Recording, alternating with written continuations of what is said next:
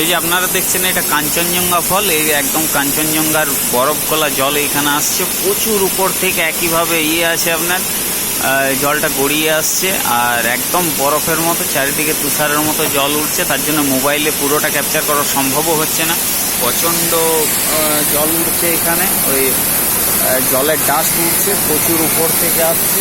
দেখতে পাচ্ছেন পাহাড়ের একেবারে নিচে আছি আমরা, প্রায় 25 থেকে 30 কিলোমিটার পাহাড় থেকে নিচেই কাঞ্চনজঙ্ঘা ফল। আর এই জায়গাটা দেখতে পাচ্ছেন আপনার প্রচুর